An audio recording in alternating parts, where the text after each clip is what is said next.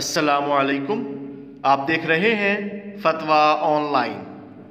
ہم لاتے ہیں آپ کے لیے اسلامک انفارمیشن اور روزمرہ مسائل کے حل کے مستند فتاوی جات۔ رمضان کا روزہ توڑ دینے کا کفارہ 60 مسلسل روزے یا 60 مسکینوں کو 2 وقت کھانا کھلانا ہے، لیکن اگر یہ روزہ بیماری کی شدت سے مجبوری میں توڑا ہو تو کیا پھر بھی کفارہ ادا کریں گے یا صرف قضا ادا کریں گے؟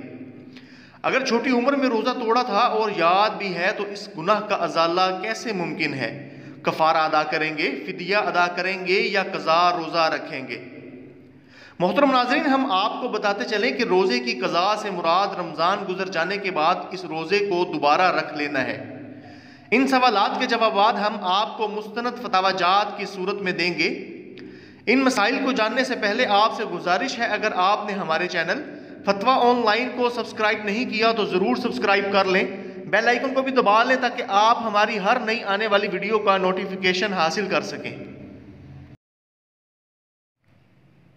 محترم جناب مفتی صاحب، بیماری کی وجہ سے روزہ توڑ دیا، کیا کفارہ ادا کرنا ہوگا یا صرف قضا کرنی ہوگی؟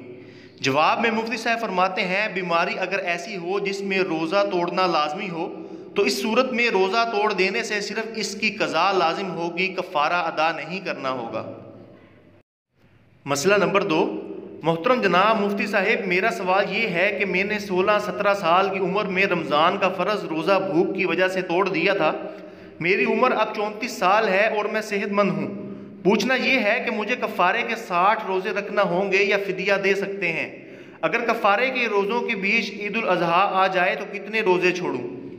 جواب میں مفتی صاحب فرماتے ہیں، سائل پر 1 روزے کی قضا اور 2 مہینے کے مسلسل روزے بطور کفارہ اس طرح لازم ہے کہ درمیان میں عیدین اور ایام تشریق کے دن نہ آ رہے ہوں، جبکہ فدیہ دینا سائل کے لیے درست نہیں۔ رب کریم سے دعا ہے ہمیں دینی مسائل کو سمجھنے اور ان پر عمل کرنے کی توفیق عطا فرمائے، کبیرہ گناہوں سے ہمیں بچنے کی توفیق عطا فرمائے۔ آپ سے گزارش ہے، اگر آپ نے ہمارے چینل فتویٰ آن لائن کو سبسکرائب نہیں کیا تو مزید ایسے دینی مسائل جاننے کے لیے ہمارے چینل کو ضرور سبسکرائب کر لیں، بیل آئیکن کو بھی دبا لیں تاکہ آپ ہماری ہر نئی آنے والی ویڈیو کا نوٹیفیکیشن حاصل کر سکیں۔ اگلی ویڈیو تک کے لیے فتویٰ آن لائن کو اجازت دیجیے۔ اللہ حافظ۔